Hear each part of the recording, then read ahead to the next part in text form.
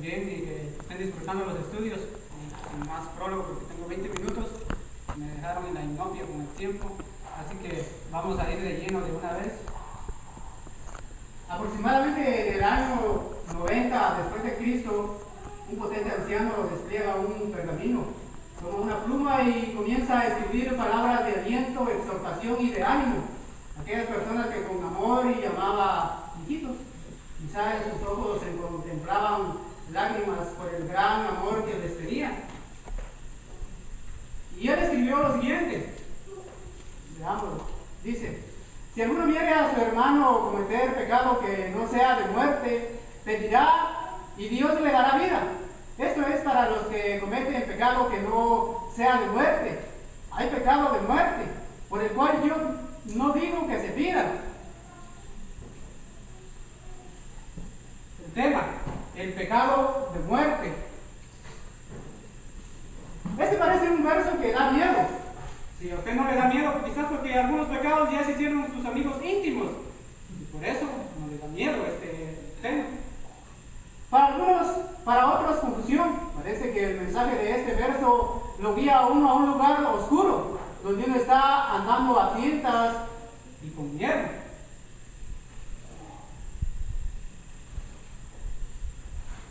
El texto habla a cristianos, viendo otros cristianos cometiendo pecado que no sea de muerte, o pecado de muerte. Claramente se está refiriendo a cristianos. El contexto demanda esta definición porque Juan se estaba dirigiendo a creyentes, no a incrédulos.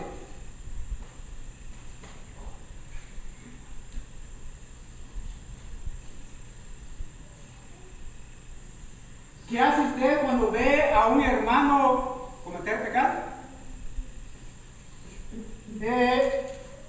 ¿Se recuerda usted qué fue lo que hizo la última vez que vio a un hermano cometer pecado? ¿Saben qué hacen algunos cuando ven a un hermano cometer pecado? Hacen un tremendo escándalo.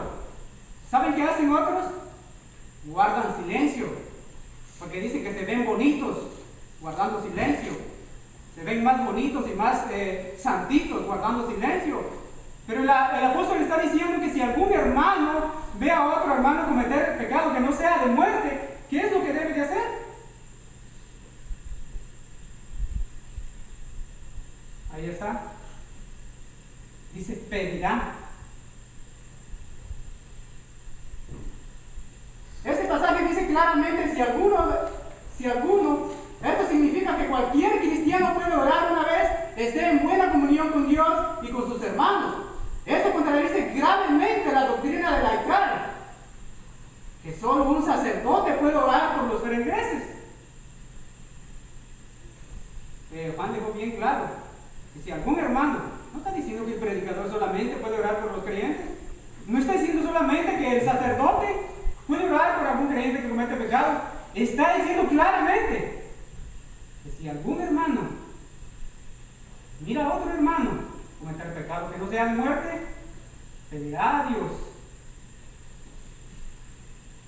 Juan quiere que sus hijitos de aquella época y de esta y de la venidera tengan la oración intercesora.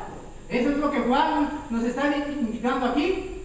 No hay lugar para el chismoso descarado y desvergonzado. Aquí no hay lugar para el cristiano que les gusta hacer escándalo cuando un hermano cae. En este verso no hay lugar para ellos.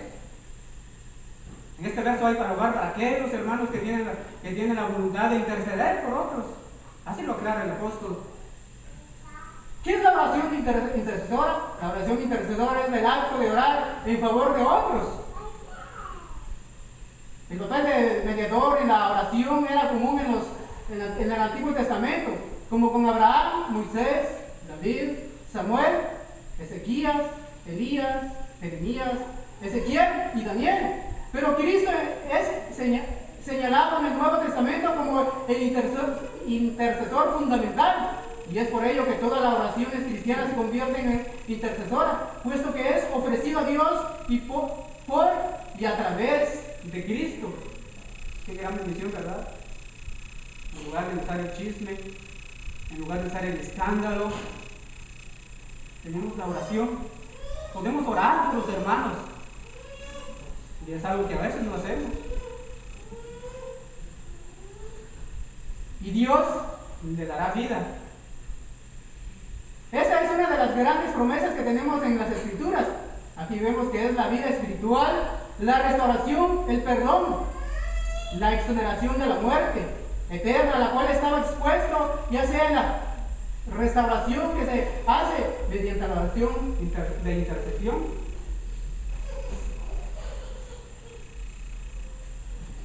No orar por el pecado de muerte. El escritor tras una línea que divide el pecado no de muerte y el pecado de muerte. Juan la trazó claramente. Y ahí está un ejemplo de...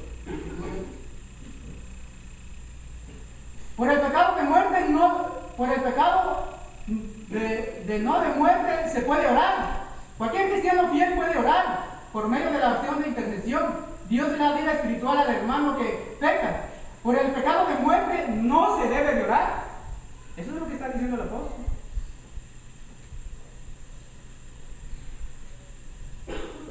Hay pecado de muerte, por el cual yo no digo que se pida.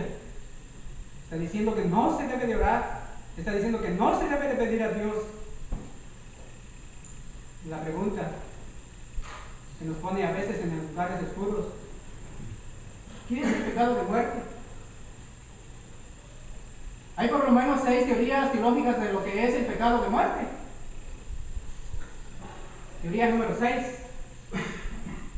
El pecado que lleva a la muerte es dice esta teoría número 6, el pecado que lleva a la muerte es el rehusar deliberadamente creer en Jesucristo, seguir los mandamientos de Dios y amar a los hermanos. Esto conduce a la muerte, porque incluye el negarse deliberadamente a creer en el único que puede dar vida, Jesucristo, el Hijo de Dios. Por el contrario, los pecados que nos llevan a la muerte son aquellos cometidos impensablemente y que no implican el rechazo de Dios y su medio de salvación. El pecador, vencido por la tentación contra su voluntad, todavía quiere amar a Dios y a su semejante, todavía cree en Jesucristo, todavía anhela ser libre de pecado. Esta es una teoría, pero recordemos que el escritor está hablándoles a cristianos y no incluye a gente que no es cristiana. Así que pasa la teoría. Teoría número 5. Algunos dicen que este pasaje se refiere al pecado del suicidio. ¿Será que el apóstol Juan tenía en su mente el suicidio en estos párrafos? Teoría número 4. Otros dicen que se refiere a la blasfemia del Espíritu Santo. La Iglesia Católica, la teoría número 3, la Iglesia Católica hace una distinción de esto diciendo que hay pecados mortales y pecados veniales. Los pecados mortales son los que le llevan a uno a la muerte espiritual, y los veniales, pues, uno los puede practicar de vez en cuando. Pero es contradictorio, no tiene base bíblica. Teoría número 2. Los que creen en la doctrina del salvo siempre salvo, creen y predican que el pecado de muerte, mencionado en 1 Juan 5:17, se refiere a un pecado que conduce a la muerte física, y usan Ananías y Zafira como ejemplo. Y también usa 1 Corintios capítulo 11, versículo 30. Estos son los creyentes que murieron porque participaban de la cena del Señor indignamente. Ellos piensan que algunos ahí fueron disciplinados con enfermedad y otros con la muerte. Los que creen en la doctrina que salvo siempre salvo, ellos creen que el pecado de muerte es algo que nos lleva a la muerte física, y ahí están sus posturas. Pero esta teoría tampoco concuerda con lo que la Biblia nos quiere decir. De todas las interpretaciones que han surgido, ninguna parece responder a todas las preguntas concernientes a este verso, pero todavía nos falta la interpretación número 1. El pecado de muerte es un pecado deliberado, consciente, continuo y falto de arrepentimiento. Este es el golpe a la quijada a los teólogos. Esta es la piedra que mata al gigante, porque esto concuerda con las Escrituras. Esto es exactamente lo que Juan está diciendo. Digamos, La teoría teológica número 1 es la que está apegada a la Escritura y es esta la que da en el meollo de las cosas. ¿Por qué razón? La razón número 1 apoya este punto a los escritos antiguos y ellos ya habían escrito algo igual, pero con diferentes palabras acerca de esto. Es por eso que la Biblia nos enseña que no podemos orar por aquellos que desean permanecer en el pecado. Esto es una acción continua. Y usted puede leer los pasajes que están ahí en la pantalla. Y si alguno está mal y no concuerdan, les pido disculpas. Y si quieren explicaciones, en esa la puedo dar. Razón número 2. Los otros escritores del Nuevo Testamento escriben exactamente lo mismo. Cualquier cristiano que rehúsa arrepentirse de su pecado no tendrá perdón de Dios. Todos los que confiesan su pecado y se arrepienten tienen el perdón de Dios. Y la cita bíblica es Hechos capítulo 8, versículo 22. Razón número 3. Juan, el que escribe la carta, también da evidencias verídicas que el pecado de muerte es el pecado que se hace deliberadamente y no hay ningún arrepentimiento. Ese es el motivo por el cual escribe lo siguiente. Ahí está escribiendo Juan lo siguiente. Él dice que si decimos que no tenemos pecado, nos engañamos a nosotros mismos y la verdad no está en nosotros. Primera de Juan, capítulo 1, versículo 8. También dice que si decimos que no hemos pecado, le hacemos a él mentiroso. Es por esa razón que dice que debemos de confesar nuestros pecados y que Dios es fiel y justo para perdonarnos. Él dice que no podemos decir que no tenemos pecado, pero también dice que si cometemos pecado debemos de arrepentirnos y confesarlos. Qué gran oportunidad la que tenemos. Por este análisis vemos entonces que el pecado de muerte es el pecado voluntario, consciente y sin arrepentimiento y sin confesión. Y podemos leer Hebreos capítulo 10, versículo 26. Porque si pecáramos voluntariamente después de haber recibido el conocimiento de la verdad, ya no queda más sacrificio por los pecados. Ese es el pecado de muerte. Conclusión, esa es la conclusión. Gracias por su tiempo y información.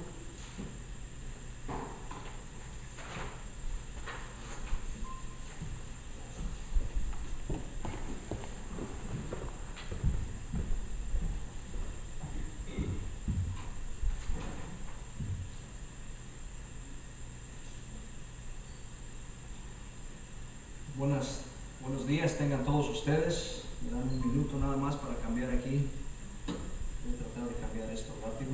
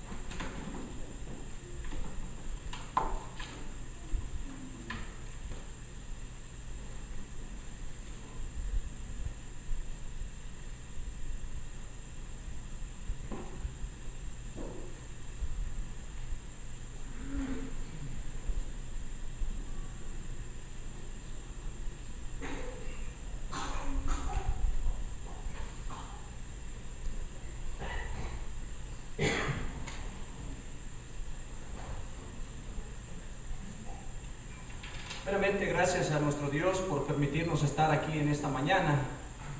Verdaderamente es un placer estar aquí con todos y cada uno de ustedes. No cabe duda, es un beneficio, un privilegio en lo personal, porque pues verdaderamente aprendemos de todos y cada uno de nosotros. Gracias a Él, primeramente, a la gloria, y gracias a todos ustedes. Sabemos que se toman muchos esfuerzos para poder estar aquí presentes en esta mañana. El hermano Nelio estaba hablando un poquito acerca del pecado de muerte, y eso básicamente me sirve como una introducción, porque el tema que se me ha encomendado a mí es en referencia al estado intermedio de los muertos. Sabemos que cuando pecamos, tarde que temprano va a llegar ese día, y nadie de nosotros queremos hablar de este tema probablemente, porque es un tema al cual pues no muchas de las veces se toca, pero es un tema que se ha hablado en diferentes ocasiones.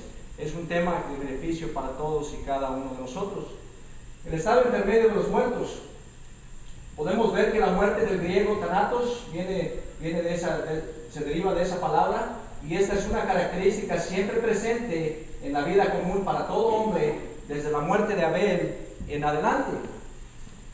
Esta trajo la necesidad en toda Palestina para deshacerse del cuerpo mediante el entierro, el cual se le menciona con la palabra cavar. Se tomó lugar en lugares comprados desde los libros de Génesis hasta, podemos decirlo que hasta el tiempo de hoy. Entonces, desde el tiempo de Génesis se compraban lugares para todos los patriarcas, poniéndolos en una tumba donde se ponían a los muertos. Aquí es donde los enterramos, en estas tumbas. Siempre ha existido el temor a la muerte y más allá de la muerte, a lo desconocido. Job caracterizó la muerte como el rey de los espantos, allí en Job 18:14, por lo cual a menudo se hace la pregunta y muchos han tratado de contestarla.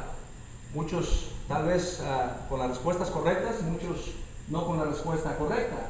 Pero la pregunta es, ¿dónde están o a dónde van los muertos? Podemos ver también que esta es una pregunta que ni los científicos ni los filósofos, las gentes más estudiadas en la tierra, han podido responder. No pueden darnos las respuestas de cosas sobre nuestra propia vida, aún mucho menos de parte del lado de la muerte y lo que hay más allá de la tumba. Aún hay muchas preguntas que nosotros no podemos contestar y no pretendemos saber todo. No pretendo saber todo, es por eso que estoy aquí yo también, para aprender. Pero por medio de la palabra de Dios sabemos que podemos obtener las respuestas que queremos. Nosotros sabemos que sí hay respuestas inspiradas sobre dónde están los muertos, y eso es por medio de leer la palabra de Dios. Él no solo nos revela el origen del hombre, cómo comenzó, sino también nos informa de su alma y de su destino también. La experiencia de la muerte puede reunirse con sus padres, así fue descrito en los libros de Génesis, capítulo 15, versículo 15, del 25 al 8, 35, 29, brincamos al libro de Números 20, 24, Deuteronomio 32 y algunas otras escrituras que no están mencionadas ahí también.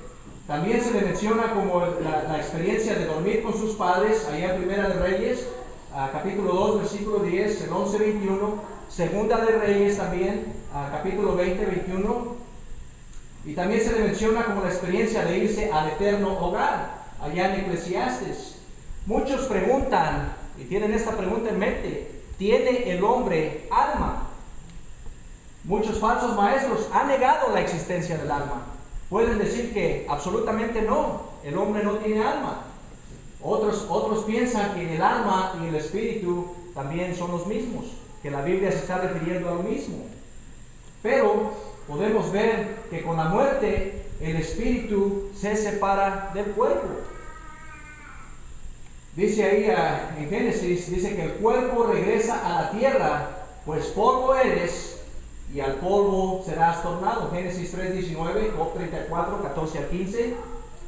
Y también nos dice que el espíritu, y esta palabra viene ruah, regresa a Dios. ¿Quién lo dio? El espíritu regresa a nuestro Dios porque Él lo dio, es de Él. Conforme Eclesiastes 12, versículo 7, dice: y el polvo se torne a la tierra como era, y el espíritu vuelva a Dios, quien lo dio. También podemos ver que la Biblia nos habla en varios ejemplos del alma, la palabra griega nefesh, y se separa cuando uno muere, conforme Génesis 35, 18. También encontramos donde nos dice cuando Dios les quita el aliento, un soplo de vida, la cual es ruah, y sus criaturas mueren, conforme Salmos 104, 29, 146, 4. En ninguno de estos casos es la idea equivalente a que se refiere al alma. Sabemos que hay casos que pueden ser intercambiables, pero en estos casos no. Ni el Antiguo ni el Nuevo Testamento son materialistas, y ningún testamento motiva la idea de que hay un alma dormida, como muchos piensan también. Otras personas piensan que cuando la persona muere, el alma está dormida, pero no es así como lo describen las Escrituras. Y a pesar de que los muertos se les dice estar dormidos algunas 20 veces en el Antiguo Testamento, como ejemplos en Job 14, Daniel 12, sabemos que no es así. También se nos habla del Seol. Los hebreos envisionaron a los muertos como yéndose a un lugar llamado el Seol. Y esto ocurre unas 66 veces dentro del Antiguo Testamento.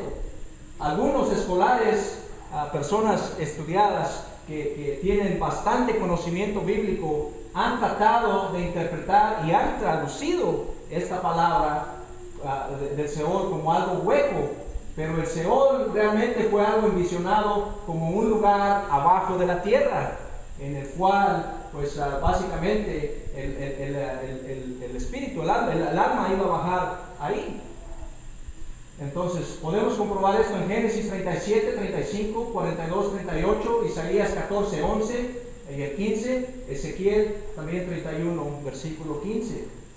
Pero alguien también habló de la profundidad del Seol, allá en Deuteronomio 32, 22, en Salmos 86, 13, 88, 6, y también se nos habla de una descensión hacia abajo, que sería todo lo contrario a ascender al cielo, conforme Salmos 39, 8. Traductores han creado confusión en traducir de esta forma, al traducir el Seol como si el Seol fuera la tumba.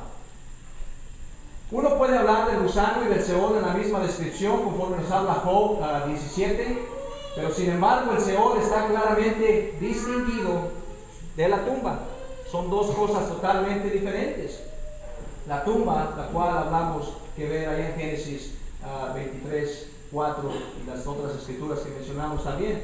Pero aún los enterrados, como nos describe la palabra de Dios, aún los que han sido enterrados, se nos declara que van al Seol, conforme Isaías 14, 19 y 20. Jacob pensó que las bestias habían devorado a José, cuando en aquel entonces José pues salió desaparecido, ¿verdad? Y aún así él esperó reunirse con él en el Seol, conforme nos dice Génesis 37, 35. También encontramos escrituras donde nos habla que Moisés fue reunido con su gente, pero él fue enterrado en Moab, conforme nos dice Deuteronomio 34, 5 al 6. También sabemos que David, Acaz, Manases, se dice que ellos estaban con sus padres.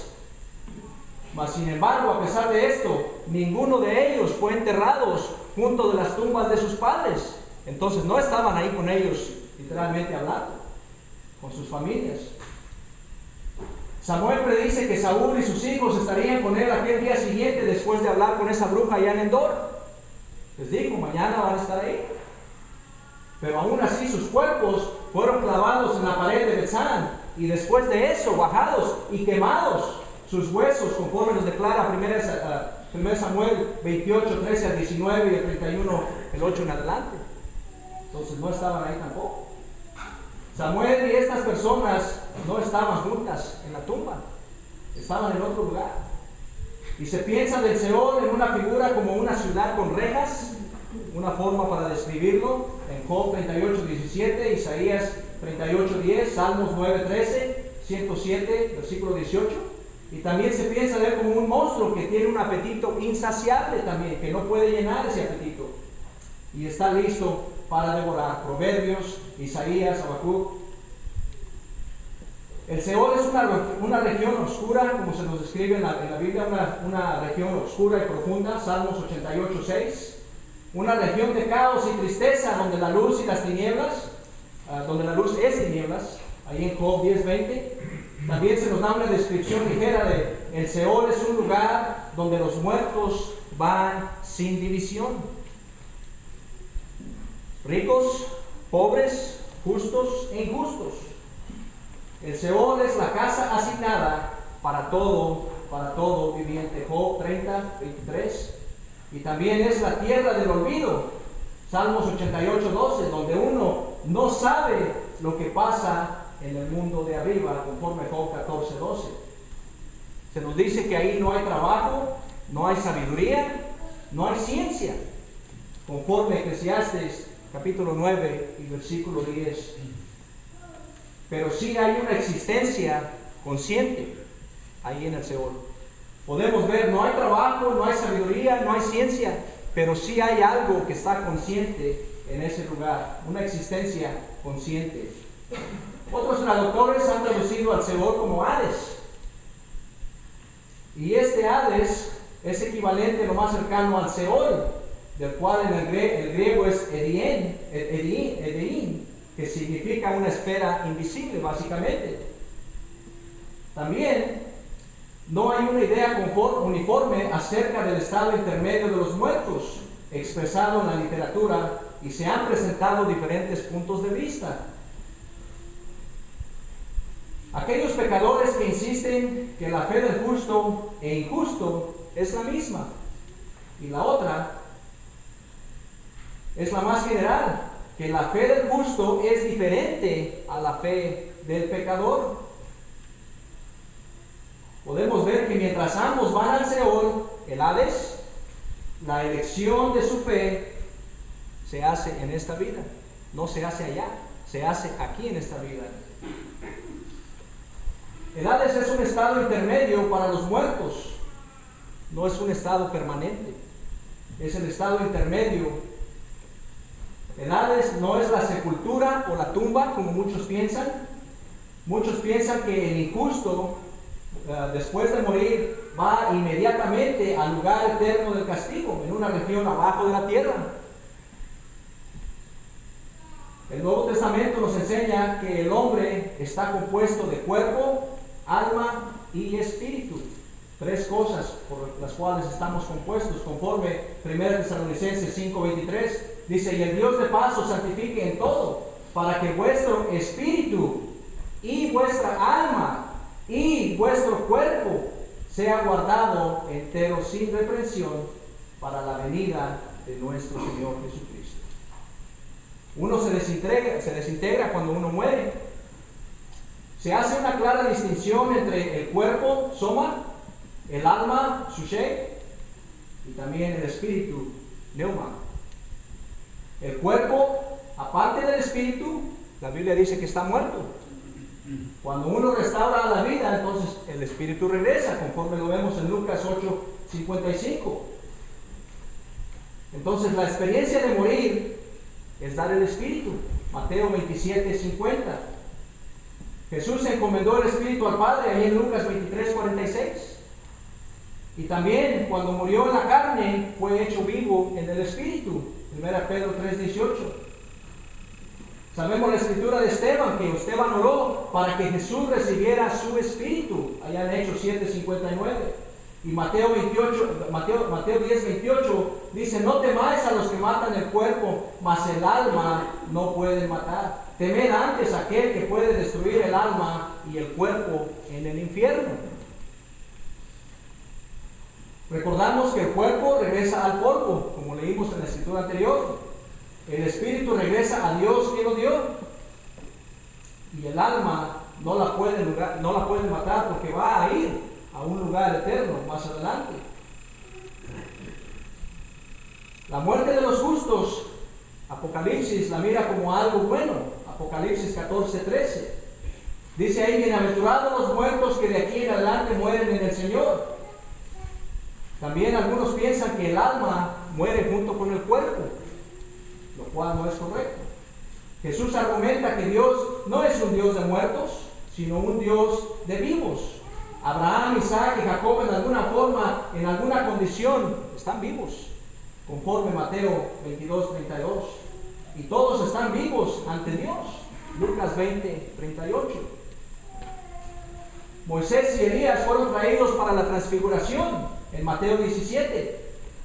Y Pablo también describe la posibilidad de estar fuera del cuerpo en una condición consciente, conforme vemos en 2 Corintios capítulo 12. Entonces el término Hades, en latín, infernos, lo cual es el infierno, ocurre unas 10 veces en el Nuevo Testamento, en 4 de los 27 libros que hay. Hades nunca es designado como un lugar de castigo eterno para los injustos después del juicio final. No es designado de esta forma. Para este estado se le da el término de Gehenna. En latín, Gehenna, utilizado unas 12 veces. Podemos ver que el Hades sirve el propósito como un lugar intermedio. Este es el propósito del Hades. Este es el lugar intermedio que recibe las almas de los muertos, conforme nos dice Lucas 16:23, y después las entrega después de la resurrección en Apocalipsis 20, versículo 13. La resurrección constituye el fin, ahí es donde se va a terminar. Entonces, porque el último enemigo, nos dice la Biblia, que serán destruidos, el último enemigo va a ser la muerte, conforme 1 Corintios 15, 26. En otros pasajes también se nos da esa personificación de el Hades y la muerte. Junto con los impíos dice que son lanzados ¿a dónde?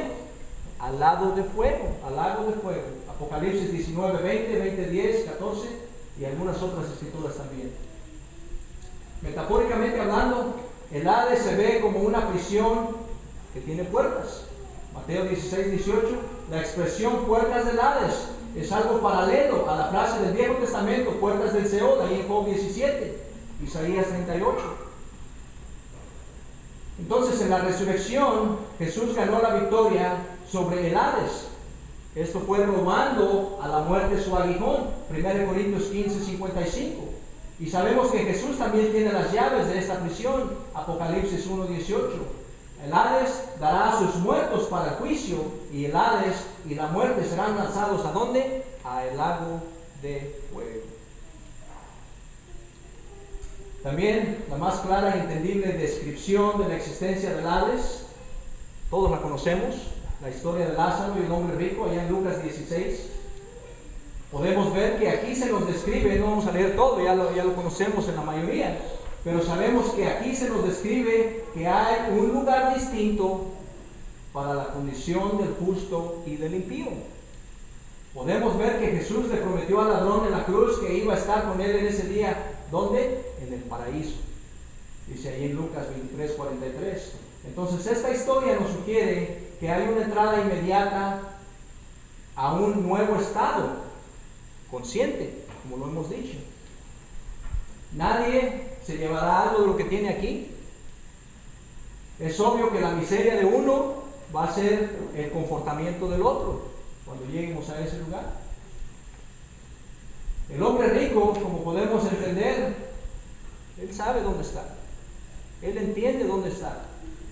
Él sabe dónde está Lázaro también. Está consciente de ello. También sabe que tiene hermanos en la tierra. Él está consciente de todo eso. Y está preocupado por ellos. Porque trata de de que manden a alguien a avisarles para prevenirles que cambien su forma de vivir.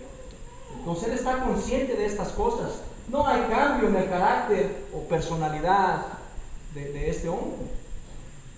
No hay nada de cambio ahí. Él era el mismo que fue en la tierra. No se fue de él mismo, no se murió y se desvaneció.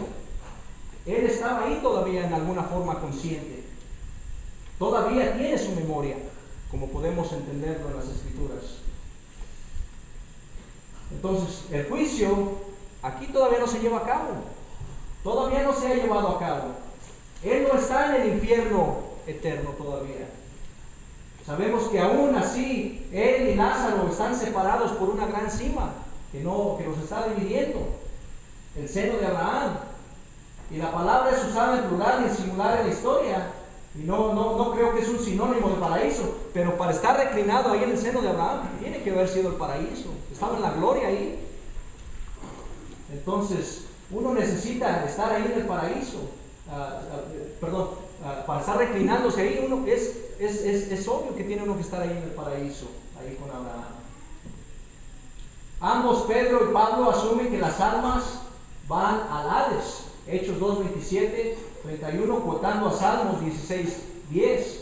Y también sabemos que Jesús, cuando murió, fue al Hades, conforme nos dice Hechos 13, 35 a 37. Él descendió a las partes bajas de la tierra, Efesios 4, 9, y aún así dijo al ladrón que iría con él, no al cielo, pero sí al paraíso en ese día. Lucas 23, 43, dice, hoy estarás conmigo en el paraíso. Esto no significa el cielo, porque podemos ver que después de 3 días en el Hades, Cristo le dijo a la mujer, dice, no me toques. ¿Por qué? Porque aún no he subido a mi Padre, allá en Juan 20, 17. Entonces, la morada de Dios está en el cielo, según de Crónicas 6:33. pero Jesús todavía no había subido al cielo. El Hades no es el cielo, el paraíso no es el cielo. El cuerpo regresa al polvo, como ya lo vimos. El espíritu regresa a Dios, quien lo dio. El alma va al Hades. Justos al paraíso e injustos van a ir al lugar de tormento. Una forma más descriptiva: estamos vivos. Cuando morimos, dice que el cuerpo regresa a la tierra. Cuando uno se muere, el cuerpo se va a enterrar, ¿verdad?, en la tumba, ya sea la tumba bajo la tierra o donde la persona muere. Pero dice la Escritura que el espíritu regresa a Dios cuando uno muere. El espíritu se va con Dios. ¿Por qué? Porque es de Dios. Él lo dio. Y también podemos ver, conforme Lucas nos describe, que tenemos el paraíso, los justos, esa parte consciente. El alma, cuando es de los justos, va directamente al paraíso o seno de Abraham. Y podemos ver que los injustos van a ir a ese lugar de tormento. Ese lugar que estamos hablando es el Hades. Este es el lugar donde está el alma. ¿Cómo llegamos ahí? Bueno, pues ya se habló un poquito durante las predicaciones del hermano Nelio, hablando de la muerte, y el hermano Daniel parece que tocó también un poquito sobre estos puntos.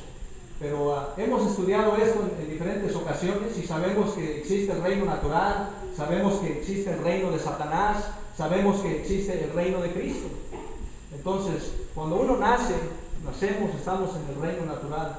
Cuando llegamos a una cierta edad, que es de que ya sabemos distinguir entre el bien y el mal, podemos decir que Santiago nos habla ahí en Santiago 1, 14, 15, que por medio de la concupiscencia sabemos que cuando esta da la luz, va a venir el pecado, va a nacer el pecado, y una vez naciendo el pecado, esto nos va a dar la luz a la muerte, va a nacer la muerte.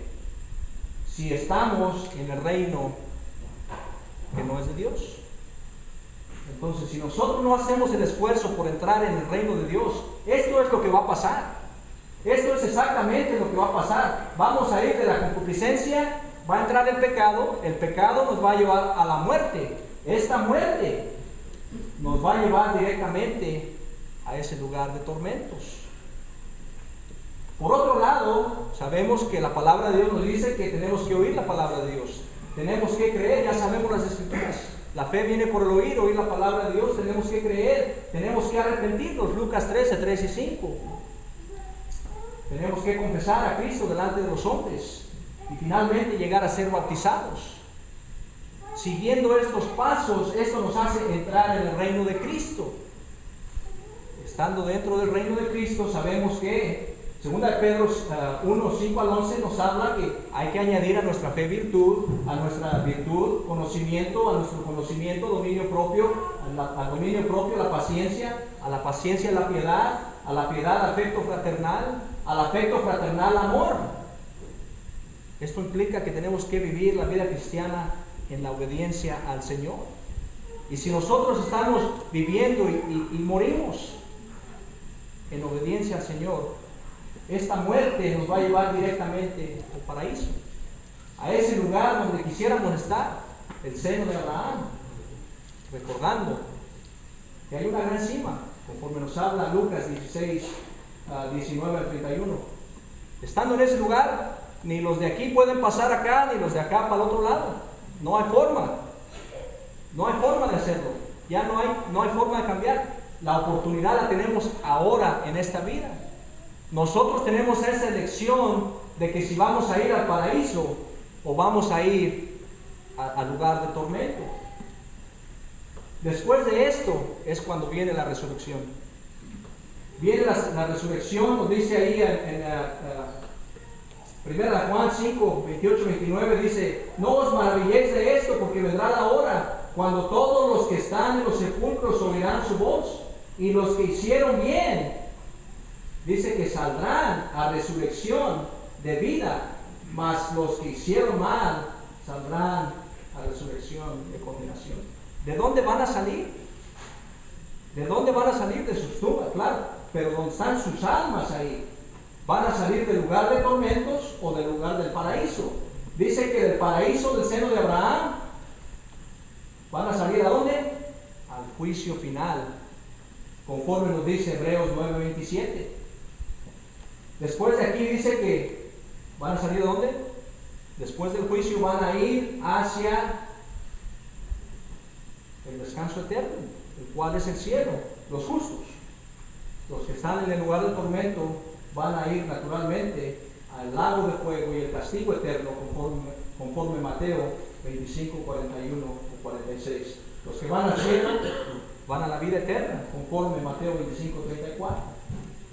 Entonces, es importante que entendamos esta lección. 2 Corintios 5:10 nos dice, porque es menester que todos nosotros parezcamos ante el tribunal de Cristo, para que cada uno reciba según lo que hubiere hecho por medio del cuerpo, sea bueno o sea malo.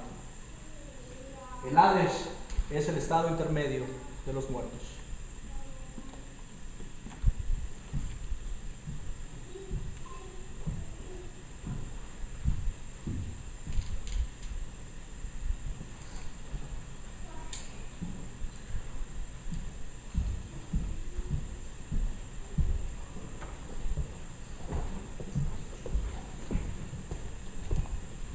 Bien, hermanos, hemos oído 2 lecciones bonitas. Estoy encantado con ambas, estoy contento.